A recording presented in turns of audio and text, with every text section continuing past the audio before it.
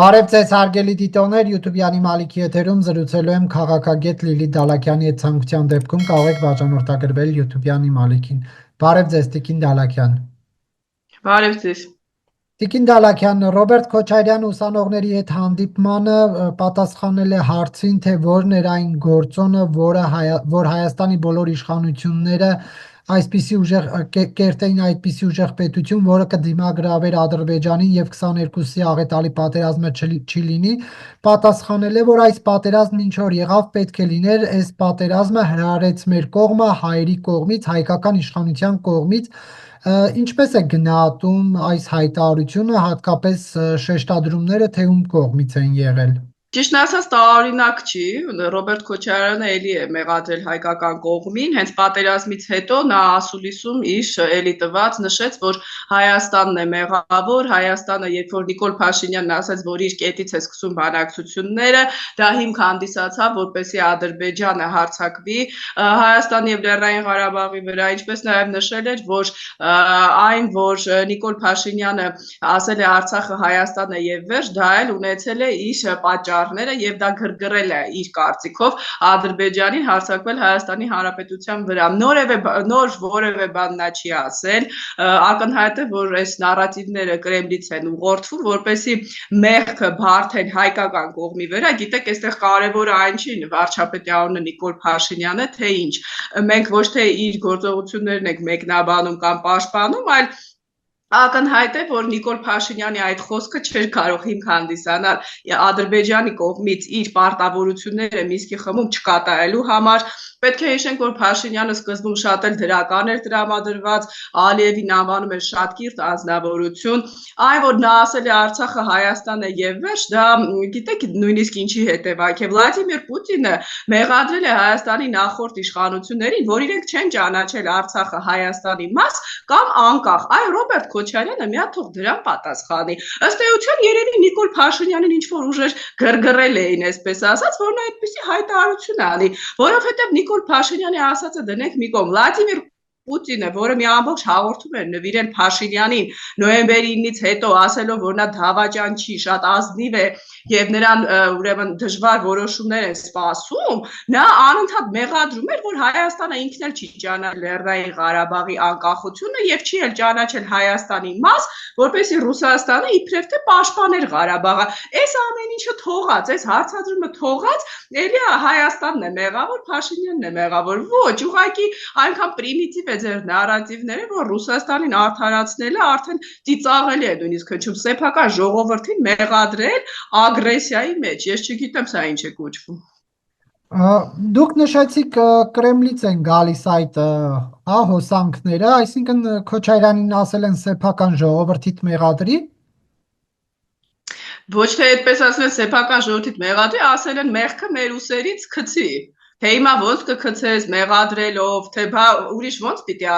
արդարացնի Կրեմլին։ Նա ժողովրդին չի մեղադրում, իբրև թե Փաշինյանին է մեղադրում, բայց նույնիսկ եմ կրկնում, այստեղ ես Փաշինյանի պաշտպանությամբ չեմ զբաղված, մանավանդ Նիկոլ Փաշինյանն է պատասխանատուն, որ այս մարդիկ դեռ կան քաղաքական դաշտում, դրա մասին կխոսենք։ Ես ասում եմ, որ Հայաստանի Հանրապետությունը որևէ արարք եւ որևէ քայլ չի կատարել, որը կարող էր ստիպել, որ Ռուսաստանը միակողմանի ճանաչել Լեռնային Ղարաբաղը Ադրբեջանի մաս, իդեպ մինչև Պրահա գնալը Փաշինյանի, որ Ռուսաստանը չկատարել իր պարտավորությունները եւ այն դիրքերը, որոնք ինքը վերահսկում էր տար Ադրբեջանին, որ Ռուսաստանը չկատարել իր պարտավորությունները եւ գերիներ մենք ունենայինք ամենաշատը թվով նոյեմբերի 9-ը ստորագրելուց հետո, այդ որ գերիների հարցով տենց տոչորվում են, ինչի չեն ասում ամենաշատ գերիները Հայաստանի Հանրապետությունը երբ է տվել է Խծաբերդում, նոյեմբերի 9-ը ստորագրելուց հետո, բա ինչի չեք գնում մի հատ Ռուսաստանի դիվանատան առաջ միտինգ անում, հեղափոխություն անում, գնում եք ՄԱԿ-ի դեմ եք բողոքում, էդ էլ արեք Ռուսաստանի առաջ, այսինքն գոնե այս փաստերը եւ դրանք շատ են, գիտեք, եւ շատ պրիմիտիվ է այս քաղաքականությունը, ցույց է տալիս, որ այս անձինք ոչ թե Հայաստանի Հանրապետության շահերից են ելնում, չնայած դա նորություն չի, 30 տարի է նույն բանն է տեղի ունեցել, այդ գույք պարտքի դիմաց իրենց շահերից։ Եվ տեսեք, հիմա Ադրբեջանը Բաքվի դատարանում կեղծ դատավարություններ է իրականացնում, խոշտանգումների, սպառնալիքների տակ հայ գերիներից, այդ թվում Արցախի ռազմաքաղաքական ղեկավարությունից ինչ որ տեղեկություններ է կորզում, ցուցմունքներ, Ալիևը փորձում է Հայաստանին օկուպանտ ներկայացնել եւ այս ֆոնին Քոչարյանի այս խոսքը ոնց կարող է Հայաստանի դեմ օգտագործվել, չեն ասի դուք ընդունում են, ձեր մոտ ընդունում են, որ դուք եք պատերազմը սկսել։ Բանարիկ ջան, հենց մինը այա Ռուսաստանը եւ Ադրբեջանը, քանի որ իրենք սանձազերծել էին այդ պատերազմը եւ դա պլանավորված էր, իդեպ ես կարծում եմ եւ մեծամասնությունը արդեն որ դեռ 18 թվականից պարզ էր որ պատմա լինելու, դրա համար Սերժ Սարգսյանը այդպես հանգիստ իշխանությունը զիջեց Նիկոլ Փաշինյանին, այնպես չի որ 20 թվականին էր դա պլանավորվել, դա դեռ Պուտինը քանի որ որոշել էր որ Ուկրաինայի վրա պետք է հարձակվի, դեռ 20 թվականից Այդ պլանավորումը կար եւ Ադրբեջանը եւ Թուրքիան այնպեսի կարեւոր նշանակություն ունեին ուկրաինական ուղղությամբ Ռուսաստանի համար, մենք տեսանք, չէ, որ իրենք պատրաստ էին զիջեին հարավային Կովկասում իրենց դաշնակցի դիրքերը, Ուկրաինայի հարցում ստանալու Թուրքիա, որը սանկցիաներին չի միանա, ստանալու Ադրբեջան, որը կլինի երկրորդային շուկա, այսինքն սա մեծ գեոպոլիտիկ խաղ էր, ես չգիտեմ Ռոբերտ Քոչարյանը դա գիտակցում է թե ոչ, եթե Վիկտոր Օրբանից է վերլուծություններ անում, երևի չի գիտակցում Համենայն դեպս մի բան ակնհայտ է, այո, այս անձի գործունեությունը եւ ոչ միայն իր, այլև իր մերձավոր շրջապատի թույլ են տալիս Ադրբեջանին մեր նկատմամբ մեղադրանքներ հնչեցնել, բայց դեպ ձեզ ասեմ, Ադրբեջանը իրենց արտահանձնում է պահանջում ռևանշիստների, ես չգիտեմ Հայաստանի իշխանությունները ինչ կորոշեն, Ադրբեջանին պետք չի արտահանձնել, բայց որ ինչպես խոստացել էիք օրենքի շրջանակներում պետք է սա ավարտվի, սա փաստ է, ինչ վերաբերում է Արցախի ղեկավարներին, հենց Ռուսաստանն է հանձնել Արցախի ղեկավարներին, իրենց մոտից են տարել, մի խոսք չեն ասել, Նարեկ ջան, Վլադիմիր Պուտինին հարցրեցին, ասեցին ինչպես եք վերաբերում, փոխանակ ասի դա հակաօրինական է, ղեկավարներ են, որոնց հետ մենք տարիներ շարունակ Մինսկի խմբում բանակցել ենք, ասում եմ հուսով եմ Ալիևը բարեգութ կգտնվի, այսինքն տերորիստ էին, ինչ էին, ձերքներդ լվացել եք, որևէ բան չեք անում, նոյեմբերի 9-ից մի հատ միջանցք եք մենակ Հայաստանից ուզում, ստեղ էլ կան ճակերտավոր մարդիկ շատ ներողություն, որոնք իրենց ժողովրդին, իրենց ազգին պատրաստ են ագրեսոր ներկայացնել, մենակ թե Պուտինի դուրը մի քիչ շատ գատ, բայց այնքան պարզունակ են, իրանք չեն էլ գիտակցում, որ Վլադիմիր Պուտինը չի ցանկանում, որ իրենք այստեղ դեռ կան իշխանության, դա արդյոք հասկանում եք Քոչարյանը թե ոչ, չգիտեմ։ Դրա հետ կապված մամուլում տեղեկություններ կան, որ Քոչարյանը մեկնել է Ռուսաստան եւ հանդիպել Վլադիմիր Պուտինին, Եվ նշվում է, որ հանդիպումներ է ունենում հիմա Մոսկվան Հայաստանում տարբեր խաղացողների հետ հասկանալու համար, թե 26-ին ում վրա ստավ կանի, դուք ինչ եք կարծում, այս տեղեկությունը Քոչարյանի թիմակիցները ոչ հերքում են, ոչ հաստատում, կարող էր այս փուլում օրինակ լինել Քոչարյան Վլադիմիր Պուտին հանդիպում, թե չէ, եւ դրա շարժառիթը որը կարող էր լինել։ Դե տեսեք, գամ իմ նախորդ պատասխանից Ռոբերտ Քոչարյանը ամեն ինչ անում է, որ Վլադիմիր Պուտինը նորից իր վրա ուշադրություն սևեռի, որովհետև ինձ թվում է բոլորը հասկանում են, որ եթե Պուտինը ցանկանար, հատկապես նոյեմբերի 9-ի գիշերը, երբ այստեղ շատ հեղեղուկ վիճակ էր, Նիկոլ Փաշինյանը չէր լինի իշխանության։ Դուք հիշում եք ինչ process-ներ էին այստեղ տեղի ունենում, եւ իդեպ հենց Ռուսաստանի դեսպանը մի օր իր հարցազրույցներում հայտարարեց, որ Հայաստանի իշխանությունները ցանկանում են ընդդիմությունը ներողություն ցանկանում էին, որ մենք իրենց աջակցենք, բայց մենք այդ քայլին չենք դիմել։ Ես նշել եմ, Նիկոլ Փաշինյանը չի հատում Վլադիմիր Պուտինի կարմիր գծերը։ Նիկոլ Փաշինյանի քաղաքականությունը շատ հարմար է Պուտինին։ Ինչու՞։ Նրան կպցրել են արևմտամետի պիտակ, այսպես մեղադրանքներ են հնչեցնում, դրանով իրենք իրենց սրբագրում են, ասելով, որ քանի Փաշինյանն է, իբրև թե իհարկե դա հեքիաթ է, որ նա արևմտամետ է, մենք Հայաստանին չենք օգնի։ Ռոբերտ Քոչարյանը, եթե գա իշխանության, Վլադիմիր Պուտինը չի կարող բացատրի, ինչի չի կատարում իր պարտավորությունները։ Հիմա էլ իր քիմիական ընկերն է, չէ՞, եկել դրա համար, քանի դեռ նա զբաղված է Ուկրաինայում եւ ելնելով իրադարձությունից դեռ շատ է զբաղված լինելու, Նա չի կարող Հայաստանում գնալ այնպիսի քայլերի, որոնք արդեն գոյություն ունեցող ստաբիլ վիճակը, թեկուզ Ռուսաստանի հանդեպ Փաշինյանի ոչ կարմիր գծեր խախտել, օրինակ ԵՏՄ-ից դուրս չգալը, 102-րդ բազան չհանելը, հապկից դուրս չգալը, իրեն չեն խանգարում։ Եթե այո, նա ուժերի դիրքերից դուրս գա Ուկրաինայում, ինչը կասկածում եմ, գուցե ցանկանա ունենալ այստեղ երկրորդ Լուկաշենկոն, բայց քանի դեռ պարզ չի աշխարհում ինչ իրավիճակ է, նա չի գնա այդպիսի քայլերի Հայաստանը մի հատ էլ այստեղ գրգռի հայ հասարակությանը, բայց որպեսի անընդհատ պահի վախի մեջ եւ երկրում անկայունություն հրահրի, այսպիսի պերսոնաժներին կսնի, բայց դեռ ակտիվ քայլերի չի գնա։ Բայց Քոչարյան Պուտին հանդիպում այս փուլում կար առիթ կազմակերպելու, թե ոչ։ Դե կարող է Ռոբերտ Քոչարյանը շատ էր կարոտել Պուտինին, խնդրել է որ հանդիպի։ Չեմ կարող ասել իրենք անձնական իր ասելով իհարկե Պուտինից չեմ լսել, շատ ջերմ հարաբերություններ ունեն։ Այստեղ ուշադրություն եմ հրավիրում, որ ըստ հրապարակումների, չգիտեմ դա ինչքանով է ճիշտ, Սերժ Սարգսյանի մասին էլ այնտեղ կար, չէ՞, հատված, Նարեկ ջան, որ ոնց որ չեն վստահում Սերժ Սարգսյանը։ Մի հատ հարց էլի դրամաբան եք, այդ հանդիպմանը հաստատ եղել են Պուտինը եւ Քոչարյանը, չէ, երրորդ անց չի եղել։ Այդ տարտահաս կողմից է դուրս եկել, դժվար Պուտինը ասեր, թերթում գրեք, որ ես Սերժ Սարգսյանին չեմ վստահում։ Եթե իհարկե հանդիպումը եղել է, դա էլ դնենք մի կողմ, ես չեմ կարող հիմա ասել եղել է, թե ոչ։ Իդեպ որ լինի էլ դա ինձ համար ինչ որ լուրջ փոփոխություն Հայաստանում չի բերում, բայց այն որ Ռոբերտ Քոչարյանն է այդ արտահոսքի հեղինակը, իհարկե ասում անդիմությունը պետք է միավորվի, բայց զուգահեռաբար այսպես կսմթում Սերժ Սարգսյանին, սա էլի ապացույց է, ինչի մասին մենք ձեզ հետ խոսել ենք, որ արդեն նյարդայնանում է Ռոբերտ Քոչարյանը Սերժ Սարգսյանից։ Սերժ Սարգսյան, Ռոբերտ Քոչարյան հարաբերություններում մեկ անհամաձայնություն էլ կա,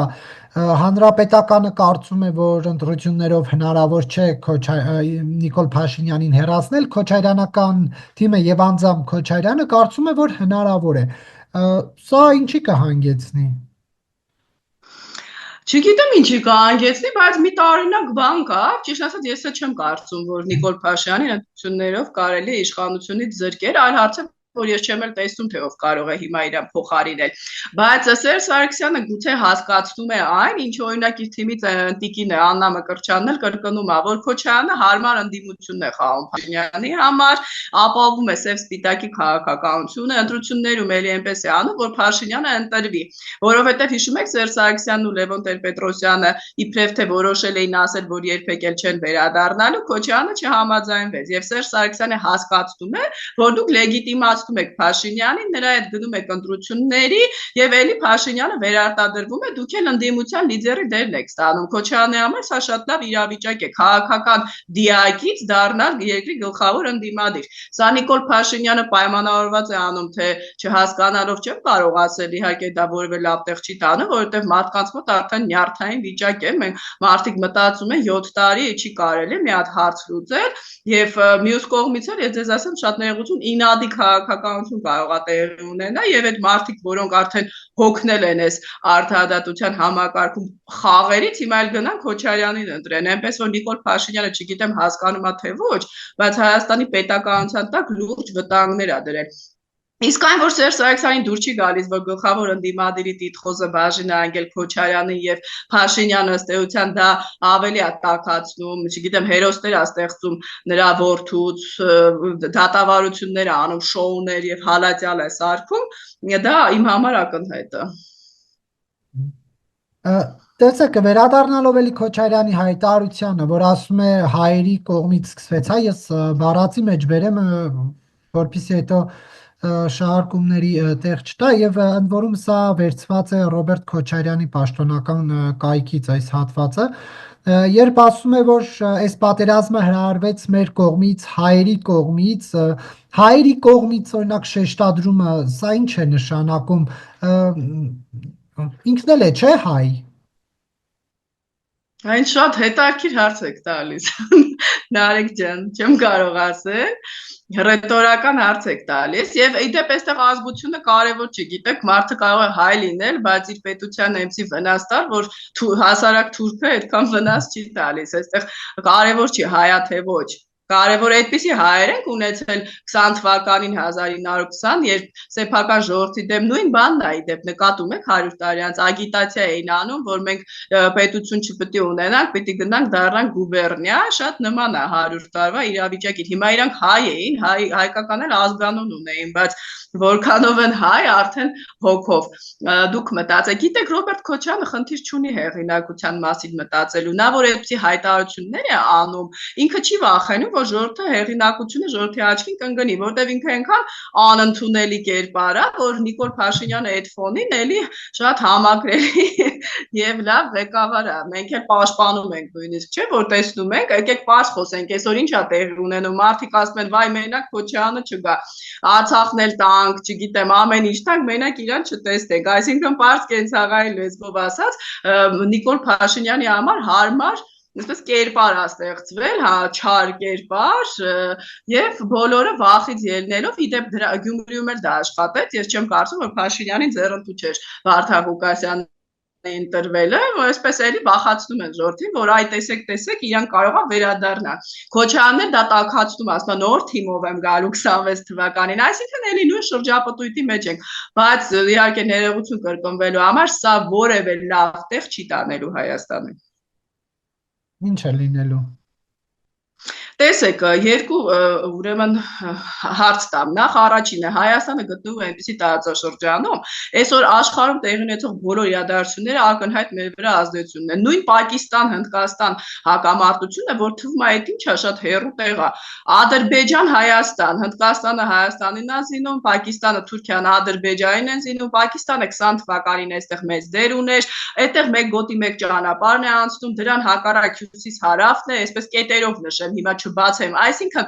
խոսենք Ուկրաինայում ինչ կլինի, եթե Ռուսաստանի դիրքերն ուժեղանան, հարավային Կովկաս կթեքվի, այսինքն միջազգային մարտահրավերները այնքան շատ են, եւ ես չեմ տեսնում այդ ուղղությամբ որևէ քայլ։ Բառացիորեն պարոն Կիրակոսյանը 24-ին ապրիլի Դոնալդ Թրամփը ուղերձ է հղում, ասում է սպասում Հայաստանի հետ ռազմավարական համագործակցություն սկսելուն։ Բոլորը կախում են նրանից, որ եղերն է ասել, ոչ թե ցեղասպանություն, դեռ չխոսենք, որ երբ որ Բայդենը ասեց ցեղասպանություն, նույն Ռոբերտ Քոչարյանը շատ տխրել էր Պուտինի նման, ասում էր, որ հիմա դրա ժամանակը չէր, մենք պատերազմը նոր է ավարտվել, մի գրգռեք Թուրքիային, մի հատ կարդացեք իր ելույթը ապրիլի 24-ին 20 թվականի մեղադրում էր, որ ԱՄՆ-ն դա գործիք է որպես կիրառում Թուրքիայի վրա, այսինքն որևէ ես լուրջ թիմեր չեմ տեսնում, որ աշխատեն։ Թրամփը իհարկե բան է ասել, հնարավոր է լուրջ չի ասել, բայց պետք է ամեն բառից օգտվել։ Երբ որ այդ երկրի ղեկավարը, մենք էլ ձեզ հետ միշտ մտածում էինք, ասում էինք, որ Թրամփը գա, այդ համաձայնագիրը կաշխատի, թե դա միայն Բայդենինն է։ Փաստորեն մարդն ասում է պատրաստ եմ։ Այսօր հարավային Կովկասում միայն Հայաստանն է, որ չունի Չինաստանի հետ ռազմավարական համագործակցության հուշագիր, եւ Վրաստանը ունի, եւ Ադրբեջանը, եւ իդեպ այդ Սերժ Սարգսյանի թիմակիցները հիմա նկատում եմ Չինաստանի գովքով են զբաղված, որ մենք պիտի Չինաստանի հետ էլ ունենանք նույնը։ Չինաստանը մեզ հետ չի ուզում ունենալ, այնպես չի Չինաստանը առաջարկել է, մենք էլ մերժել ենք, որտեղ տարածաշրջանում ինքը ունի դաշնակից հանձինս Ադրբեջանի։ 20 թվականին զինում էր Ադրբեջանին, ՄԱԿ-ի անվտանգության խորհրդի բանաձևի վրա վետո դրեց։ Չինաստանը չի կարող համ Ադրբեջանի դաշնակից լինի, համ Հայաստանի, դա որ Ռուսաստանը չի, որ ուղղակի թղթեր է ստորագրում։ Եվ մենք այսօր ԱՄՆ-ին կարող ենք ասել, տեսեք, տարածաշրջանում մենակ մենք ենք, որ Չինաստանին կարող ենք ձեր միջոցով հակակշռել։ Փոխանակ այդ քայլերը կատարվեն, տնտեսությունը զարգանա, ռազմական արդյունաբերություն սկսենք, ԱԹՍ-ներից ենք անդադ խոսում, այսօր դրանք են պայքարի մեջ Ուկրաինայում, էլի զբաղված ենք կապիտուլյանտը դու ես։ Հայաստանի Հանրապետություն որ չլինի, իսկ այս տեմպերով կկիսեն Հայաստանը 20 թվականի նման, Նիկոլ Փաշինյանն էլ տեղ չի լինի, որ ղեկավարի։ Դրա համար պիտի վերջապես կատարի իր պարտականությունները եւ երկրում հաստատի օրենք։ Եվ Թրամփի այդ հայտարարությունը ինչ էր ենթադրում, որ սպասում է Հայաստանի հետ ռազմավարական գործընկերության խորացմանը։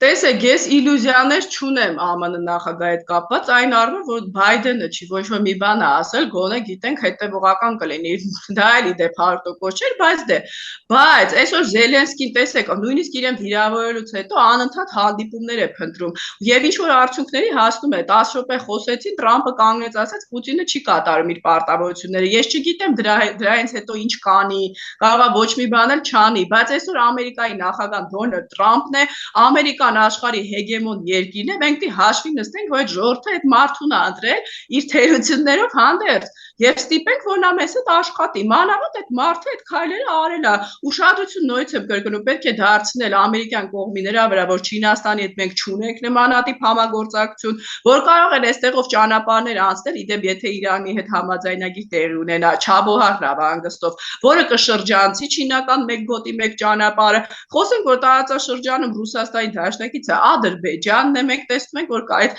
սուտը էլի, որ Տրամպը Պուտինի հետ կիսում է աշխարհը։ Մեկ էլ Ռոբերտ Քոչարյանն էր տենց մտածում։ Մեկն էլ էր հարցն էր, հիմա նույնն ես մտածում, թե ոչ։ Եկել ասում էր վերջ, արդեն երկուսով կիսեցին Հարավային Կովկասը տալիս է Ռուսաստանին։ Մարդը կանգնում ասում է, սպասում ձեզ հետ համագործակցությանը։ Պետք է կախվել, շատ ներողություն յուրաքանչյուր բառից, թող չստացվի,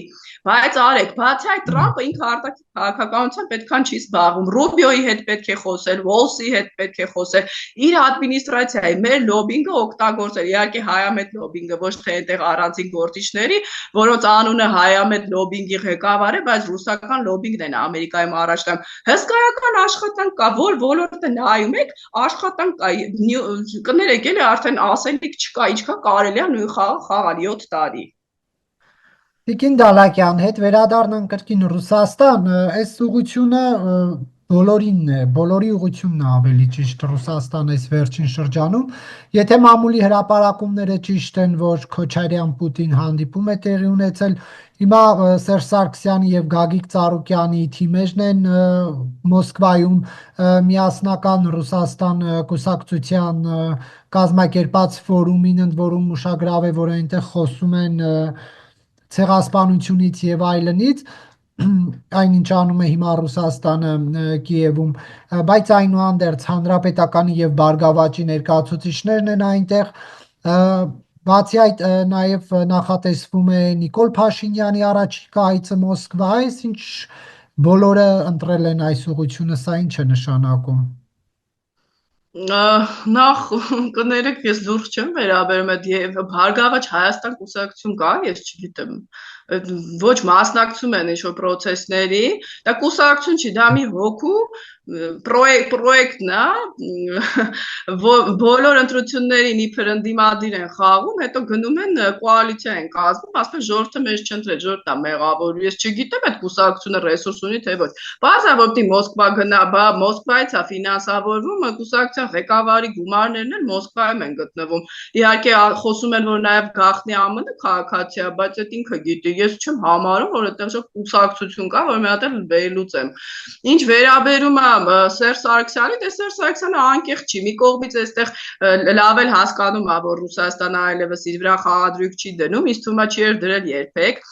Մի կողմից Քոչարյանի թիմակիցները անդադ իրեն մեղադրում են, որ հեղափոխությունը ինքն է արել, Նիկոլ Փաշինյանի, եւ որ ինքն է խաղեր տվել արևմուտքի հետ, պարզ է, որ Սերժ Սարգսյանի եւ Պուտինի հարաբերությունները մեղմ ասած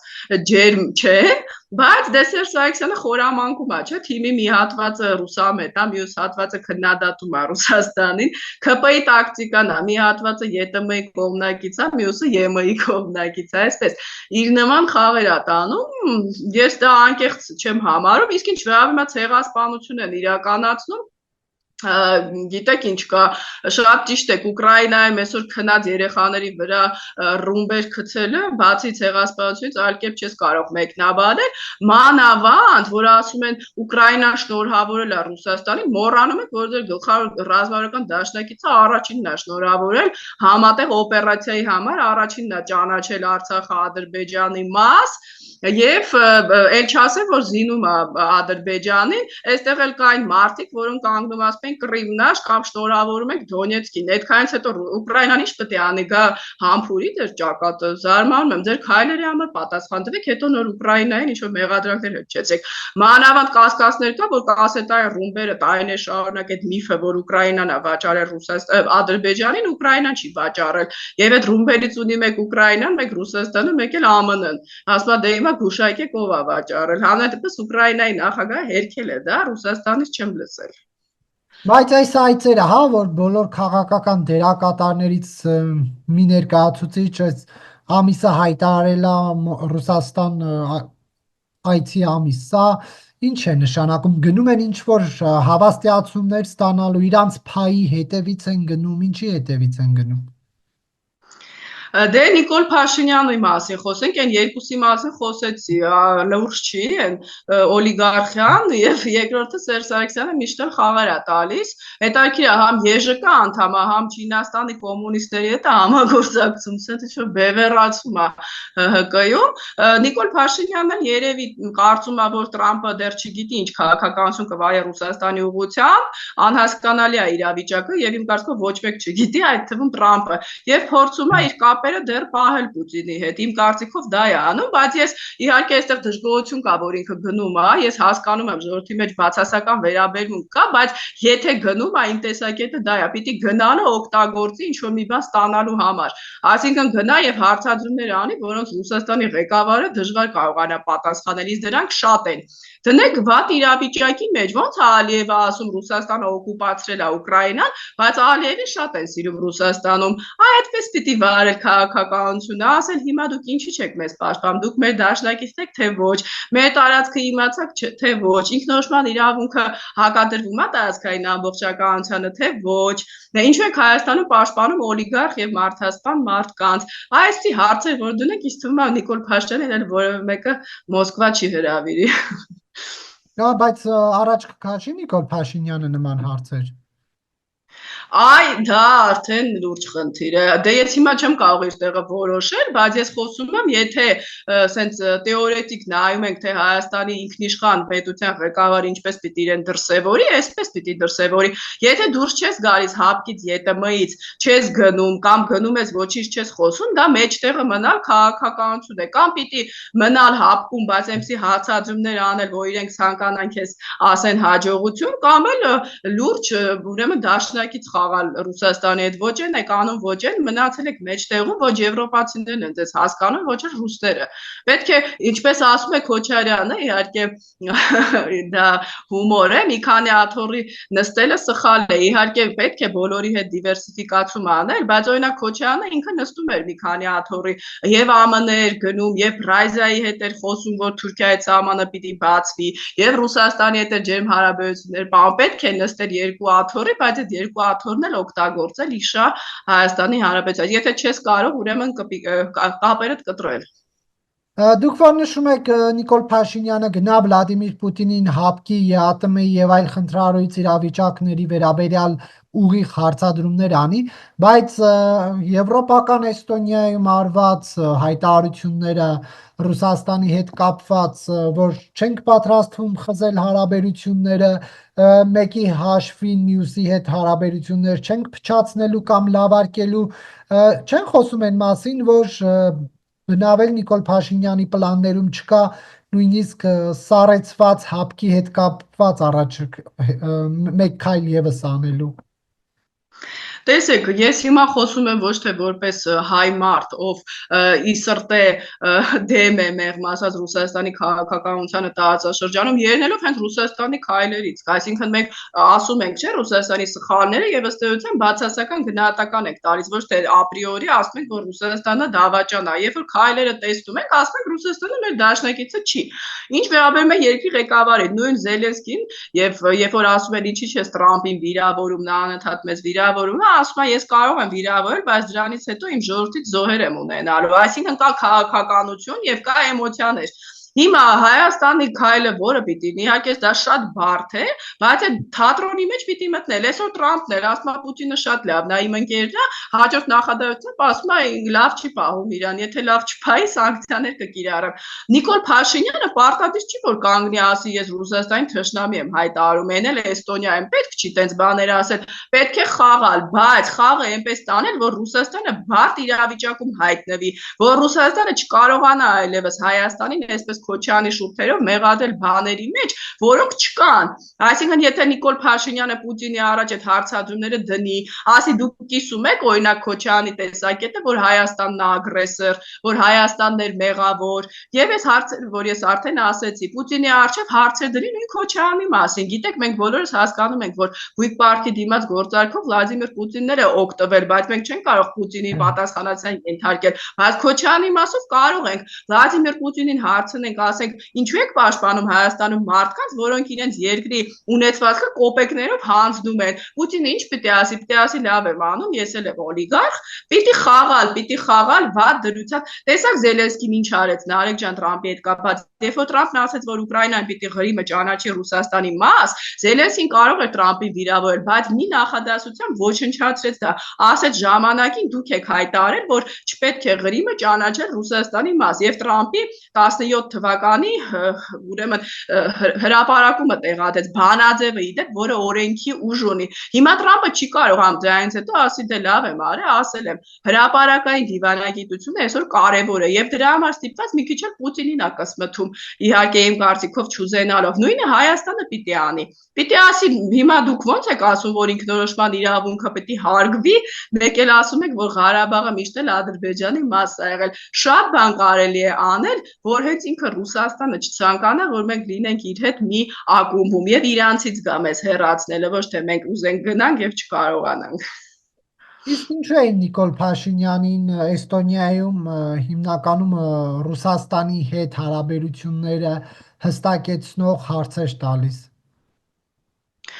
Ես կարող եմ ասել, որ Եվրոպայում մենք դրա մասին խոսել ենք, հիմա բևեռացումը մեծանում է Ռուսաստանի հանդեպ։ Ես միշտ ասում եի, որ այդ քաղաքականությունը, որ սանկցիաներին չենք միանում, երկրորդային շուկա է լինելու, եթե Եվրոպա-Ռուսաստան հարաբերությունները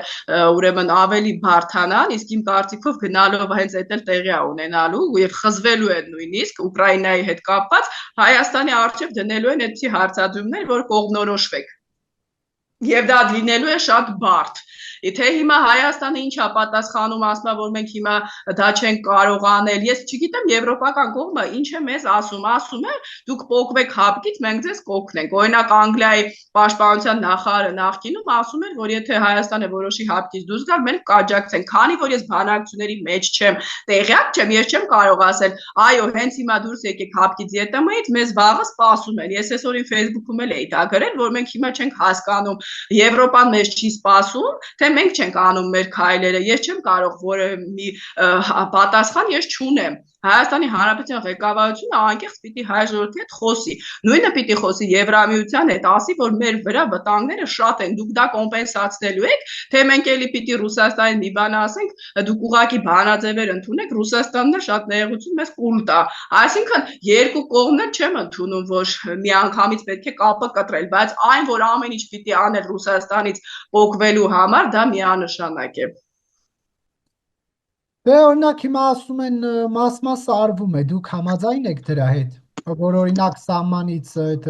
զորքերը, սահմանապանները դուրս բերվեց եւ այլն։ Կարծում եմ փորձեր արվում են, բայց այն, որ պետք է արագացնել եւ հռետորական մակարդակով չվիրավորելով Ռուսաստանին ամեն ինչ անել, այդ կապը արագ կտրել, զարգացնել խոսեցիք տնտեսությունը, բանակը եւ փորձել դիվերսիֆիկացնել անվտանգությունը եւ ռազմական եւ տնտեսական միանշանակ է։ Ես տեսնում եմ վախվորած քայլեր, հեղեղուկ քայլեր եւ մենք 7 տարի կորցրել ենք անիմաց, եթե պիտի հերթական 7 տարին եւ ընտրությունները գնանք այդպիսի լոզունգներով, սա որևէ լավ մեզ չի տանելու։ Շնորհակալություն Տիկին Դալաքյան հարցազրույցի համար։ Շնորհակալ եմ։